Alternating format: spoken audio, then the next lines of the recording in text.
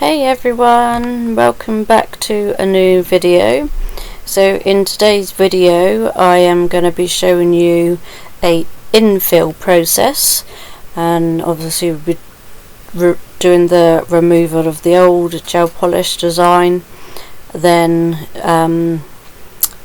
going in and doing all the prep and doing the prep. And then obviously I will do the infill process as well. So I'm going in with my Melody Susie drill at 20,000 RPMs. This drill bit actually came with my Melody Susie drill, so I'm not quite sure what it is. When it's time for me to get new drill bits, I will then start off listing which drill bits I use down below. But as it stands at the minute, the bits I use are from Melody Susie. So I'm just removing the old design, and this client did have quite a lot of lifting for some reason around the free edge, which isn't normally where you get lifting from. So I'm making sure that I'm getting rid of all of that, so that obviously it doesn't cause any issues with the next set that I put, the infill process I do. Because if I left it go, there's the chance of them lifting, snapping, getting infections under there, because you get water in there, and then obviously that will cause an infection, and then means no nails until that is totally healed and grown out, which we don't want. So yeah, I will leave you watch the rest of this filing process, and I will come back and talk you through my prep stage.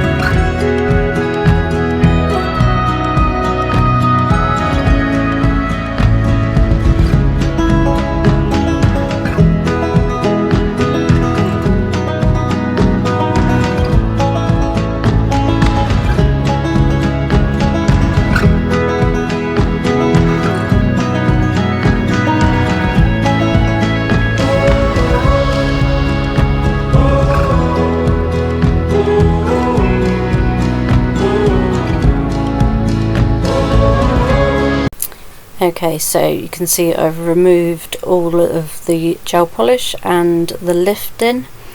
So I'm now going in with my cuticle tool, and this is from Nelchemy. Everything that I use in this video will be listed below, other than obviously the drill bits that I'm using, because like I say, they're from Melody Susie. And on my prep, as you can see there, I'm going in at 7,000 RPMs, just because this one had a little bit more cuticle on the nail plate than some people. Normally I do my prep around 5. So I'm going in now with my cuticle nippers, and these ones are actually from Brillbird. They're really nice, and you get quite close to the cuticles with this. So now I'm going in with my ball bit, and I like to go down the left side first, and then I'll put my drill in reverse and go down the right side, and I do buff off any excess hard skin around the cuticle. Normally, yeah, so you can see just there, I'm just buffing off some of the extra like dry skin, hard skin on that area. It just makes the finish process look a lot neater. I do go in sometimes with the drill on a little bit higher than 7, depending on how stubborn it is. So now I'm going in with my fine grit sanding band. Again, these came with my drill, so they're from Melody Susie. They're the 180 grit. So I'm just buffing over, just making sure that the area that we have revealed is now etched, ready for the next process. So I'm making sure that I'm getting any last little bits of lifting, getting them up at the same time, and then we will go in and dust the nails off and start going in with our infill. So I'm using Euphoria nail system, so I'm going in with the nail prep first, and then I'll go in with the nail primer. And for this client I do go in with 2 layers of the primer, just because the amount of lifting that she had this time, I thought I would go in with 2 layers. I didn't actually show it on camera, but I did do 2. So now I've picked up my bead and I'm using Fate, which is a core colour from Euphoria, and I'm just going to do my infill process, just picking up a size bead that I need, tucking it in close to the cuticle, close as I can get without it flooding, and then just bringing the bead down and filling in the little bits here and there where she has had like the lifting at the free edge. So yeah, this process is sped up a tiny bit because this video was going to be a bit long. So I will let you watch this bit and the filing, and I will come back and talk a bit more through the gel polish design that we will be creating.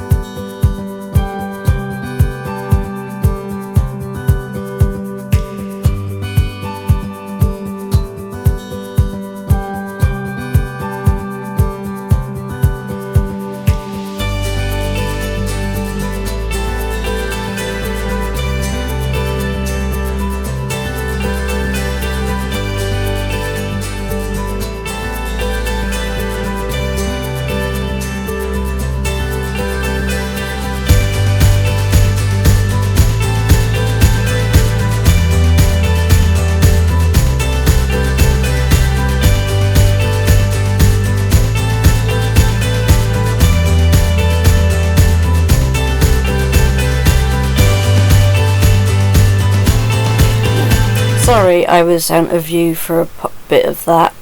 I was just checking the shape was all good at the end. So this client, she does like the corners just rounded off because she works with young children. She didn't want to have a proper square, so I literally just filed the corners off slightly just so they wasn't sharp. So now I am going in with Euphoria's matte top coat. I always like to put a matte top coat down just to make it easier for doing the nail art. I always find that working on a matte surface is so much easier. So yeah, I will go and do the matte top coat on the forefingers. I always do my thumb last, purely because the clients don't always put it in the lamp correctly, so sometimes one side of it doesn't cure properly. So I always do my thumbs last, and my clients have got used to that side of it now. So yeah, we'll put that in the lamp to cure for 60 seconds, and then we are now going in with the Beetles gel liner, and I don't know how to pronounce the name of the glitter one that I use. It will be listed down below, but I purchased those ones off of Amazon. They're the reflective glitters. So yeah, so on this one we're just doing, I don't know what you would call the design, but she had she wanted something subtle but pretty at the same time, because she's got a christening and unfortunately a funeral to go to, so she didn't want nothing too bright, too out there. So her favourite colour is purple, and yeah, that's mine too, so we was all good with going with purple. So we're just literally just doing some like negative space wavy, we're not doing straight lines, we're just like doing wavies and just filling bits in. And then once I've done that, and they're all different on each finger, I will go in with the glitter and just outline where we've done the purple. And yeah, once we've done that and cured everything, we will go in with the No Wipe top coat from Euphoria, and again I will cure it for 60 seconds. So these Beetles and the glitter gel liner, I cure for 60 seconds just to be on the safe side. They say between, some of them are like between 60 and 90, but with my lamp I'm using the Nelchemy LED lamp, and they cure perfectly fine in the 60 seconds, the same as the Euphoria gel top coats. So I will leave you watch this, and when we come near the end I will come back and speak to you in a little while.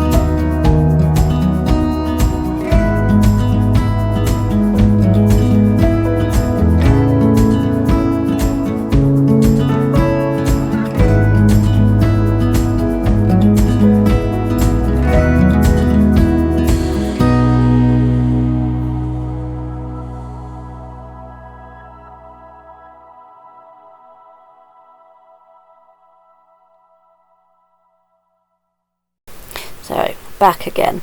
So we're getting to the final part of the video now. I didn't actually show you doing the thumb. I must have forgot to press record on that one, but you get the idea of what I was doing anyway. So yeah, thank you for watching. If you like this video, please don't forget to give me a thumbs up, and if you'd like to comment, that would be amazing, and I will catch you in the next video. Goodbye.